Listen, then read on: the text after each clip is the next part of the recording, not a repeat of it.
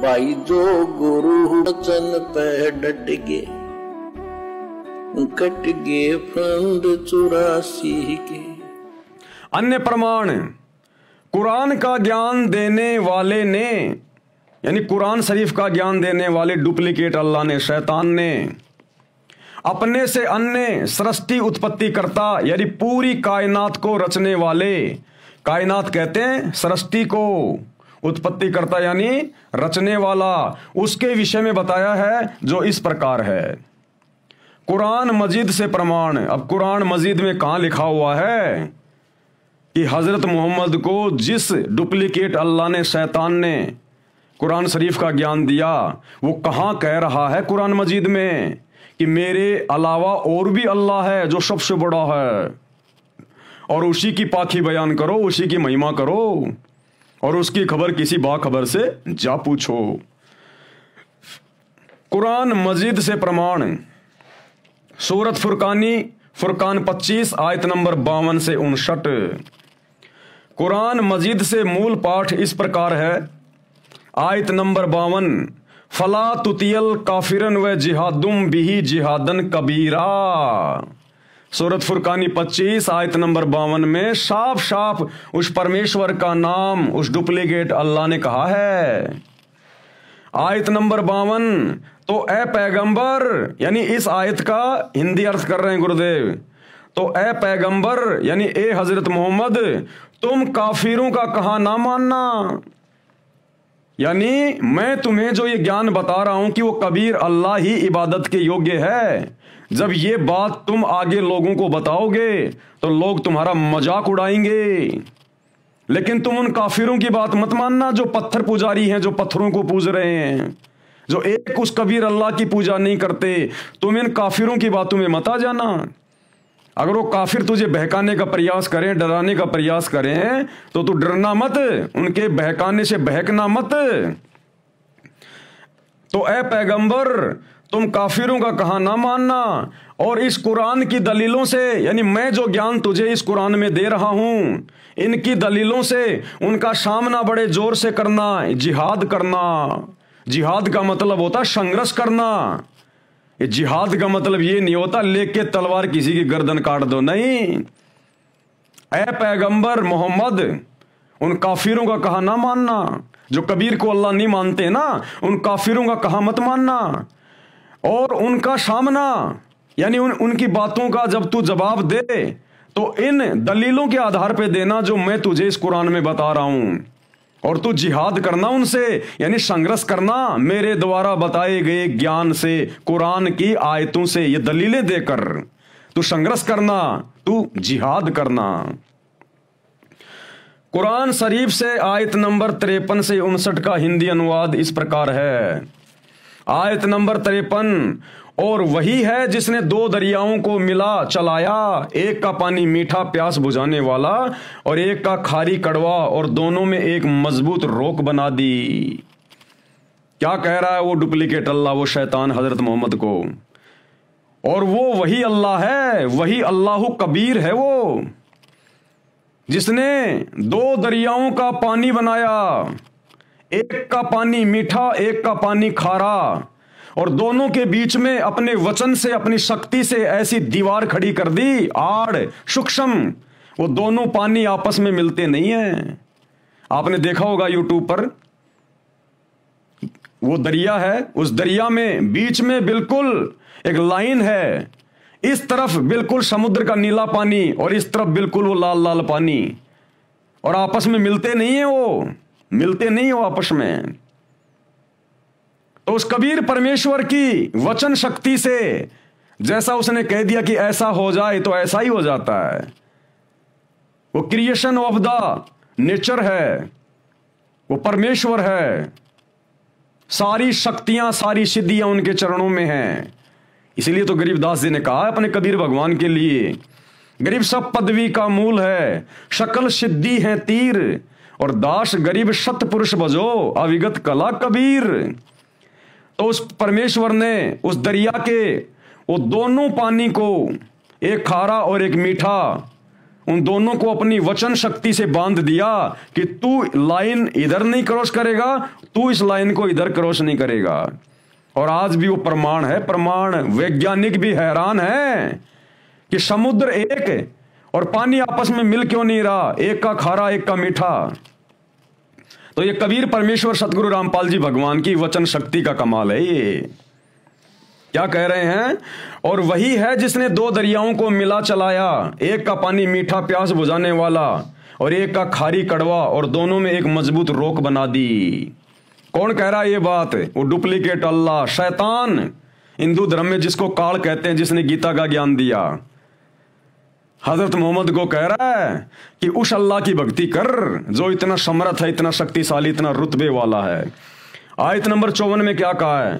और वही है जिसने पानी की बूंद से आदमी को पैदा किया कि ए हजरत मोहम्मद, इंसान को मैंने पैदा नहीं किया, उस कबीर अल्लाह ने पैदा किया है। उसी ने पैदा किया इंसान को पानी की बूंद से, यानी स्त्री और पुरुष के शारीरिक मिलन से जो रज और वीरज का स्राव होता है, उस पानी की बूंद की बात हो रही है कि स्त्री और पुरुष के संभोग करने से, आपसी उनके मिलन करने से जो संतान उत्पन्न होती है, जो बच्चा पैदा होता है, उस पानी की बात हो रही है कि जिसने पानी की बूंद से इंसान को पैदा किया, फिर उसे साहिबे नसब यानी किसी का बेटा या बेटी और ससुराल वाला यानी किसी का दामाद बहू बनाया। और तुम्हारा परवरदिगार कौन कह रहा है? वो डुप्लीकेट अल्लाह। अरे मुसलमान धर्म के भाई और बहनों, अगर वही वास्तव में अल्लाह होता जो हजरत मोहम्मद को कुरान की आयतें दे रहा है, कुरान का ज्ञान दे रहा है, तो किसी और के बारे में फिर क्यों बड़ाई बयान कर रहा है? वो तुम्हारा अल्लाह किसी और अल्लाह के विषय में क्यों उसकी बड़ाई कर रहा है? तो कम से कम विचार करो, सोचो, थोड़ा दिमाग पे जोर डालो। क्या कह रहा है वो डुप्लीकेट अल्लाह? और तुम्हारा परवरदिगार यानी वो कबीर अल्लाह, बड़ा भगवान, और तुम्हारा परवरदिगार हर चीज करने पर शक्तिमान है, यानी साहिब से सब होत है, बंदे से कुछ नहीं, वो राई से पर्वत कर दे, फिर पर्वत से राई। कह रहा हो तुम्हारा परवरदिगार, तुम्हारा साहिब, तुम्हारा सतगुरु, तुम्हारा भगवान, वो अल्लाह कबीर, वो कुछ भी करने में समर्थ है। मौला जल से थल करे और जल से थल कर देत, और साहिब तेरी साहिबी श्याम कहूं के सवेत। सतगुरु जो चावे सो कर ही भरम पड़ो मत कोई, सेऊ धड़ पर शीश चढ़ाया पाछे करी रसोई। तो ये अपने गुरुदेव भगवान के विषय में पूरी महिमा बयान की जा रही है। आयत नंबर 55, और काफिर अल्लाह के सिवाय ऐसों को पूजते हैं जो न उनको नफा पहुंचा सकते हैं और न उनको नुकसान पहुंचा सकते हैं। ये तो केवल देवी देवताओं की पूजा करते हैं, पत्थरों की पूजा करते हैं ये काफिर, जो उस कबीर अल्लाह की भक्ति नहीं करते, उसके सिवा ऐसों की पूजा करते हैं। इन आधे अधूरे डमी गॉड देवी देवताओं की, फरिश्तों की पूजा करते हैं, पत्थरों की, जो ना उनको कोई लाभ दे सकते, ना उनको कोई नुकसान पहुंचा सकते।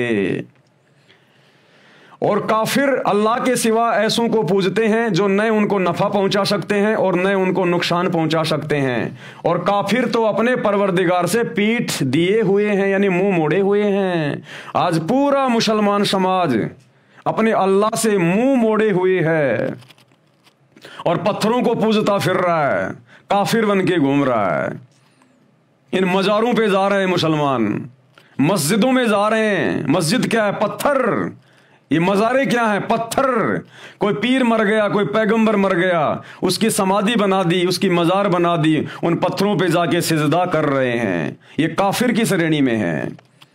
हिंदू भाई अपने परमेश्वर, अपने अल्लाह को नहीं पहचान रहे और मंदिरों में जा रहे हैं, तीर्थों पे जा रहे हैं, पत्थरों को पूज रहे हैं, देवी देवताओं को पूज रहे हैं, काफिर की श्रेणी में है। तो क्या कहा जा रहा है? और काफिर अल्लाह के सिवा ऐसों को पूजते हैं। और अल्लाह कौन है वर्तमान में? केवल सतगुरु रामपाल जी। तो सतगुरु रामपाल जी की पूजा के अलावा इस संसार में यदि कोई व्यक्ति किसी और की पूजा करता है, वो काफिर है, काफिर। तो काफिर अल्लाह के सिवा ऐसों को पूजते हैं जो न उनको नफा पहुंचा सकते हैं और न उनको नुकसान पहुंचा सकते हैं। और काफिर तो अपने परवरदिगार से पीठ दिए हुए यानी मुंह मोड़े हैं। आयत नंबर 56। और ए पैगंबर, हमने तुमको खुशखबरी सुनाने और सिर्फ अजाब से यानी पाप कर्मों से डराने के लिए भेजा है कि तुम जाकर लोगों को अब ये खुशखबरी सुनाओ कि वास्तव में इबादत के योग्य वो एक ही अल्लाह है, अल्लाहु कबीर, अल्लाहु अकबर। वही है जो तुझे जिंदा रूप में मिला था। जाकर लोगों को ये खुशखबरी दो कि पत्थर पूजना छोड़ दो, काफिर की श्रेणी से बाहर निकलो और अपने अल्लाहु कबीर की पूजा करो, जो मुर्शिद रूप में, संत रूप में धरती पे आता है। और जाकर लोगों को अजाब से डराओ यानी पाप कर्म करने से, उनको रोको कि तुम जो मूर्ति पूजा कर रहे हो, देवी देवता पूज रहे हो, ये पाप है, पाप। तुम परमेश्वर के दोषी बन रहे हो। उस एकमात्र परमात्मा के अलावा जिसने सबको बनाया, सब कुछ रचा, केवल उसी की पूजा करनी चाहिए, इबादत करनी चाहिए। और उसके अलावा जो तुम मंदिरों में, मस्जिदों में, चर्चों में, गुरुद्वारों में धक्के खा रहे हो, भटक रहे हो, पत्थरों को पूज रहे हो, देवी देवताओं को पूज रहे हो, भूत भैरव को पूज रहे हो, कहते ये सब छोड़ दो वरना तुम अपराधी बन रहे हो उस परमेश्वर के। तो लोगों को जाकर ये खुशखबरी सुना कि अल्लाह कौन है और किसकी इबादत करनी चाहिए। आयत नंबर 57। इन लोगों से कहो कि मैं तुमसे इस अल्लाह के हुक्म पर कुछ मजदूरी नहीं मांगता, कि भाई मैं तुम लोगों को जो अल्लाहु कबीर की जानकारी दे रहा हूं ना, ये जानकारी बताने के लिए मैं तुमसे कोई फीस नहीं मांग रहा, कोई पैसा नहीं मांग रहा। मैं तुम्हें फ्री में परमार्थ के लिए ये बातें बता रहा हूं। हाँ, जो चाहे अपने परवरदिगार तक पहुंचने की राह इख्तियार कर ले। यदि कोई चाहे तो भाई मेरी बात मान लो और उस अल्लाह कबीर की भक्ति करके अपने मोक्ष के दरवाजे खोल लो। आयत नंबर 58 क्या कह रहा है वो डुप्लीकेट अल्लाह, वो शैतान हजरत मोहम्मद जी से, और ए पैगंबर उस जिंदा यानी जिंदा बाबा के रूप में मिले थे कबीर परमात्मा हजरत मोहम्मद को। ए पैगंबर उस जिंदा यानी चैतन्य पर भरोसा रखो जो कभी मरने वाला नहीं है। जो तेरे को मिला था ना जिंदा बाबा के रूप में, वो कबीर भगवान वही है अल्लाह कबीर। वो कभी मरने वाला नहीं है, वो अविनाशी है, अविनाशी, जो कभी मरने वाला नहीं। और तारीफ के साथ उसकी पाकी बयान करते रहो यानी उसकी महिमा का गुणगान करते रहो, और अपने बंदों के गुनाहों से वह काफी खबरदार है। और जब हम उसकी शरण में आ जाएंगे तो वो अपने भक्तों की, अपने बंदों की अच्छी प्रकार से खैर खबर रखता है। उनके पाप कर्मों तुरंत काट देता है फिर सत भक्ति मंत्र देकर कि कैसे इस आत्मा के पाप हल्के होंगे, कैसे कैसे इसके पाप हैं। वो फिर हमें 5 यज्ञ देगा, 3 समय की आरती देगा, मंत्र देगा, सत्संग सुनने को देगा। वो हमारे हर प्रकार के पाप कर्मों से खबरदार है, परिचित है। अरबी भाषा वाला मूल पाठ नागरी लिपि में आयत नंबर 58 वह तवक्कल अल हैलजी ला यमुतु व शब्बिहु बिहमदी व कफा बिही बिजुनही बिआदिही कबीरा। सूरत फुरकानी 25 कुरान शरीफ से हिंदी और आयत नंबर 59। अब इस आयत नंबर 59 में कितनी गजब की बात है उस डुप्लीकेट अल्लाह ने, उस शैतान ने पैगंबर हजरत मोहम्मद से कही है। जिसने आसमानों और जमीन और जो कुछ उनके बीच में है सबको 6 दिन में पैदा किया, अपने से अन्य उस कबीर अल्लाह की बड़ाई कर रहा है और हजरत मोहम्मद को कह रहा है। कौन? जिसे मुसलमान भाई अपना अल्लाह मानते हैं, वो शैतान। अगर वही अल्लाह होता तो यहां पर किसी और के बारे में नहीं कहता कि जिसने 6 दिन में आसमान और धरती के बीच में जो भी है उसको बनाया और 7वें दिन तख्त पे जा बैठा। अपने से अलग किसी और समर्थ अल्लाह के बारे में बता रहा है। वो है अल्लाह कबीर जो संत रामपाल जी के रूप में धरती पे प्रकट हैं। क्या कह रहा है? जिसने 6 दिन में पैदा किया और फिर तख्त पर जा विराजा, वह अल्लाह बड़ा रहमान है। यहां पर साफ साफ लिखा हुआ है खबीरा। वो अल्लाह कबीरा है, कबीरा कबीर है। मुसलमान धर्म के भाइयों ने यहां पर कबीर का अर्थ कर दिया बड़ा। कुछ भी कर दो वो तो है ही बड़ा भैया। वह अल्लाह कबीर है, रहमान है। तो उसकी खबर किसी बाखबर यानी इल्म वाले से पूछ देखो। कुरान शरीफ का ज्ञान देने वाला डुप्लीकेट अल्लाह शैतान ये काल हजरत मोहम्मद से कह रहा है कि वही है एकमात्र पूजा के लायक, इबादत के लायक, और उसकी खबर मुझे भी नहीं है कि वो मिलेगा कैसे, उसकी सच्ची भक्ति के मंत्र कौन से हैं, ये खबर मुझे भी नहीं है। कहते हैं इसकी खबर तो तू किसी बाखबर से जा पूछ जो जानने वाला है। यही बात इस शैतान ने, इस काल ने गीता का ज्ञान देते समय श्री कृष्ण जी के शरीर में प्रवेश करके अर्जुन को कही कि अगर तुझे सनातन परम धाम प्राप्त करना है, जहां जाने के बाद भगत कभी लौटकर इस गंदे संसार में नहीं आता, जन्म मरण में नहीं आता। गीता अध्याय 18 श्लोक नंबर 62 में कह रहा है, और फिर अध्याय 4 श्लोक 34 में कह रहा है कि उस समर्थ परमेश्वर की, उस अविनाशी परमात्मा की जानकारी किसी तत्वदर्शी संत से जाकर पूछ। इस शैतान को नहीं पता, इस काल को नहीं पता कि वो कैसे मिलेगा, सतलोक के दरवाजे कैसे खुलेंगे। अगर इसको पता होता तो गीता जी में एक अध्याय और लिख देता, एक श्लोक और लिख देता कि मैं बताता हूं वो कैसे मिलेगा, लेकिन इसको नहीं पता।